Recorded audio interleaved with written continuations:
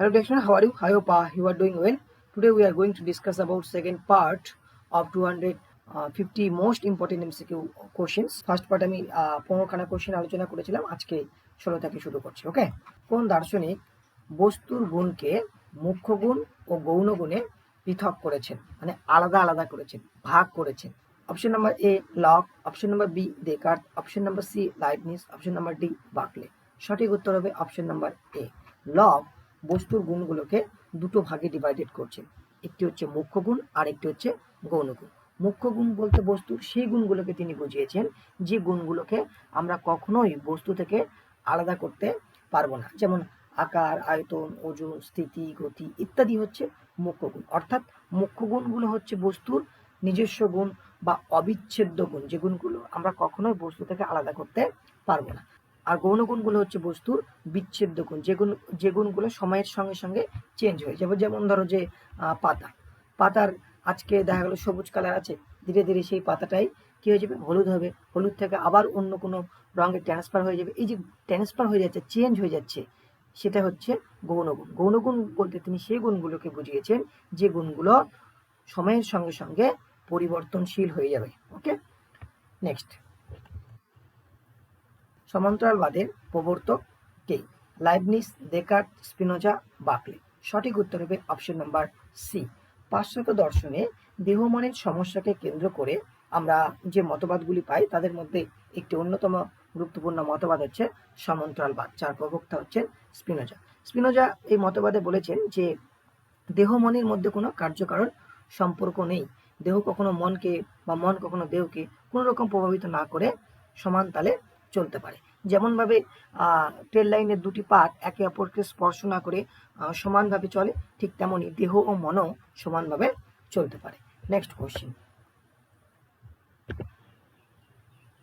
দ্রব্য হলো গবাক্ষহীন চিৎ পরমাণু, এটি কোন দার্শনিকের মত? Descartes, Spinoza, Leibniz, Berkeley. সঠিক উত্তর হবে অপশন নাম্বার সি। লাইবনিজ দ্রব্যকে গবাক্ষহীন চিৎ পরমাণু বলেছেন। গবাক্ষহীন মানে কি? যার কোনো ছিদ্র নেই, নিশ্ছিদ্র। ওকে, যার কোনো জানা দরজা নেই। জানা দরজা না থাকায় যেমন বাইরের কোনো বস্তুর দ্বারা বা বাইরের কোনো কিছুর দ্বারা যেমন নিজে প্রভাবিত হয় না, তেমনি অন্য কাউকেও প্রভাবিত করে না। এগুলোকেই তিনি কি বলেছেন? মনাড বলেছেন। এই মনাডগুলো কেমন? চিৎ পরমাণু, চেতনা আছে এই মনাডগুলো। এই মনাডগুলো নিজেই এক একটি বিশ্ব জগৎ।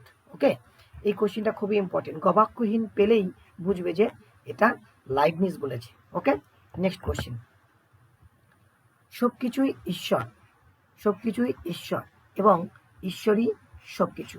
All is god and god is all. এই কোশ্চেনটা বাংলা এবং ইংলিশ দুটো ফরম্যাটেই কিন্তু আসতে পারে, তাই ইংলিশ যে টার্মটা আছে সেটাও পড়ে নেবেন। All is god and god is all. সবকিছুই ঈশ্বর এবং ঈশ্বরই সবকিছু। এটি কার মত? Descartes, Spinoza, Leibniz, Berkeley. সঠিক উত্তর হবে অপশন নাম্বার বি। স্পিনোজা হচ্ছেন এই মতবাদের সমর্থক। তিনি বলেছেন যে জগতের প্রত্যেক বস্তুতে নুড়ি, কাকর, বালি, গাছপালা, নদী, নালা সমস্ত কিছুতে কি আছে? ঈশ্বর বিরাজমান। জগতের অণু, পরমাণু সবকিছুতে কি আছে? ঈশ্বর আছে। এই জন্যই তিনি বলছেন সবকিছুই ঈশ্বর, আবার ঈশ্বরই সবকিছু। স্পিনোজা এরূপ মতবাদ প্রচার করার জন্য তার মতবাদকে বলা হয় সর্বেশ্বরবাদ। সর্বেশ্বরবাদ। ওকে, যেহেতু তিনি সর্বেশ্বরবাদ প্রচার করেছেন তাই তাকে সর্বেশ্বরবাদী বলা হয়। সর্বেশ্বরবাদী। Okay, next question. খুবই ইম্পর্টেন্ট কোশ্চেন কিন্তু এটা। Next question. দ্রব্য সমান ঈশ্বর সমান প্রকৃতি, সমাধানটি কার? Leibniz, Berkeley, Descartes, Spinoza. সঠিক উত্তর হবে option number D, Spinoza. Spinoza বলছেন এই বিশ্বজগতের সমস্ত কিছুই এক অদয় ঈশ্বরের প্রকাশ। ঠিক আছে, এই বিশ্বজগতের সমস্ত কিছু জড় হোক বা অজড় যাই হোক না কেন, সেই সমস্ত কিছুই এক অদয় ঈশ্বরের প্রকাশ, আর এই ঈশ্বরই হচ্ছে বিশ্ব প্রকৃতি। দ্রব্য বা ঈশ্বর যেমন এক অসীম, ঠিক তেমনি এই বিশ্ব প্রকৃতিও এক অসীম। এই জন্যই স্পিনোজা বলেন যা দ্রব্য তাই ঈশ্বর, যা দ্রব্য তাই ঈশ্বর, তাই আবার বিশ্ব প্রকৃতি। ওকে, খুবই ইম্পর্টেন্ট একটি সমাধান। Next question. জড় ও আত্মা হলো ঈশ্বরের অসংখ্য গুণের মধ্যে দুটি গুণ, ঈশ্বরের যে অসংখ্য গুণ আছে সেই গুণগুলির মধ্যে দুটি গুণ হচ্ছে জড় আর আত্মা। এই কথাটি কে বলেছেন? Descartes, Spinoza, Leibniz, Berkeley. সঠিক উত্তর হবে অপশন নাম্বার বি। স্পিনোজা বলছেন যে আমাদের পক্ষে অর্থাৎ মানুষের পক্ষে ঈশ্বরের অসংখ্য গুণের মধ্যে কেবলমাত্র দুটি গুণকেই জানা সম্ভব, একটি হচ্ছে বিস্তৃতি আর একটি হচ্ছে চেতনা। চেতনা, এই বিস্তৃতি হচ্ছে জড়ের গুণ আর আত্মার গুণ হচ্ছে চেতনা। Okay, next question. কে, জাস্ট আ মিনিট, কে জড়দ্রব্যের অস্তিত্ব অস্বীকার করেছেন, মানেননি? Spinoza, Leibniz, Berkeley, Locke. সঠিক উত্তর হবে অপশন নাম্বার সি, বার্কলে জড়দ্রব্যের অস্তিত্ব মানেননি। বার্কলে বলছেন যা আমরা প্রত্যক্ষ অভিজ্ঞতায় পাই না তার অস্তিত্ব নেই।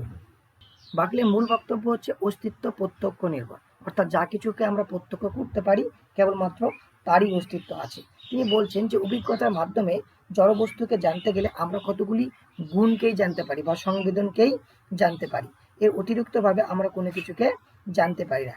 তাই গুণের আধার হিসেবে জড়দ্রব্যের কোনো প্রত্যক্ষ অনুভব হয় না। তাই তিনি কি বলছেন? জড়দ্রব্য বলে কোনো কিছু নেই, অর্থাৎ জড়দ্রব্যের অস্তিত্ব নেই। ওকে, নেক্সট কোশ্চেন। বার্কলের মতে আত্মা কয় প্রকার? এক প্রকার, দুই প্রকার, তিন প্রকার, চার প্রকার। সঠিক উত্তর হবে অপশন নাম্বার বি, দুই প্রকার। বার্কলে দুই প্রকার আত্মার অস্তিত্ব স্বীকার করেছেন। কি কি? প্রথম হচ্ছে জীবাত্মা বা বলতে পারো আত্মা বা মন,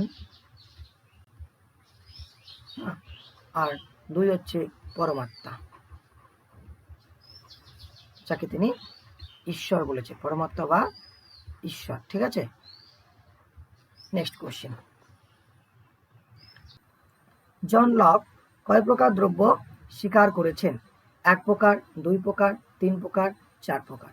সঠিক উত্তর হবে অপশন নাম্বার সি, লক তিন প্রকার দ্রব্য স্বীকার করেছেন। কি কি সেই তিনটি দ্রব্য? প্রথম হচ্ছে জড়দ্রব্য, আমরা বাহ্য প্রত্যক্ষে যে গুণগুলো পাই, যেমন ধরো যে রূপ, রস, গন্ধ ইত্যাদি, এই গুণগুলির আধার রূপে তিনি জড়দ্রব্য স্বীকার করেছেন। আন্তঃপ্রত্যক্ষে যে গুণগুলো পাই, যেমন সুখ, দুঃখ, ইচ্ছা, অনুভূতি, এগুলোর আধার রূপে তিনি আত্মা নামক দ্রব্যকে স্বীকার করেছেন। আর এমন কিছু গুণ আছে যেগুলো না জড়দ্রব্যতে আমরা পাই, না আমরা আত্মা নামক দ্রব্যতে পাই, যেমন ধরো যে অসীমতা, সর্বশক্তিমান, সর্বজ্ঞ, পূর্ণতা ইত্যাদি। এই গুণগুলো আধার রূপে তিনি ঈশ্বর নামক দ্রব্যকে কি করেছেন? স্বীকার করেছেন। ওকে, নেক্সট কোশ্চেন। দ্রব্য হলো এমন কিছু যা আমি জানি না, এ কথা কে বলেছেন? Descartes, lock, Berkeley, Hume.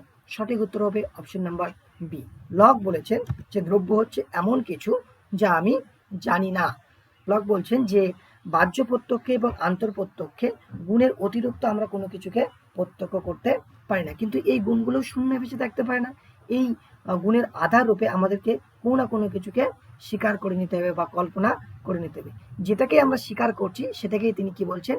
দ্রব্য বলছেন। আর এই দ্রব্যের যে প্রকৃত স্বরূপ, সেই স্বরূপটাকে কখনো আমরা জানতে পারি না।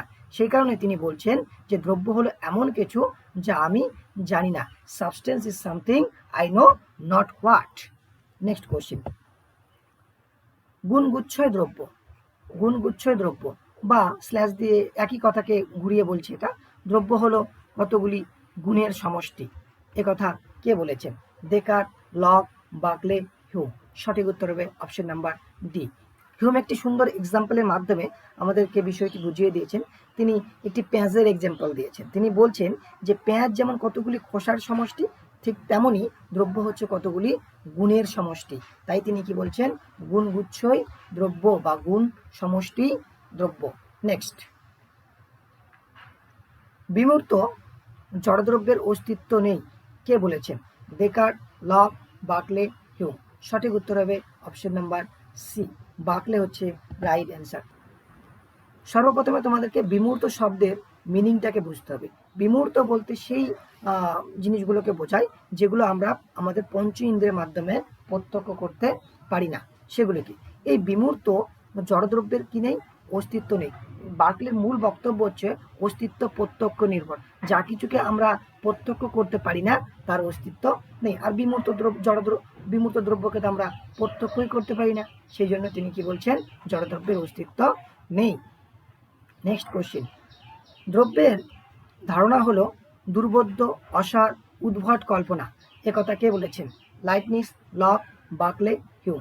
সঠিক উত্তর হবে অপশন নাম্বার ডি। হিউম কি বলেছেন? যে দ্রব্যের যে ধারণা, এই ধারণাটা একটা ভীষণ কঠিন ধারণা, ভীষণ দুর্বোধ্য ধারণা, অসার এবং উদ্ভট একটা কল্পনা। আমরা পিছিয়ে কখনো অভিজ্ঞতায় পাই না।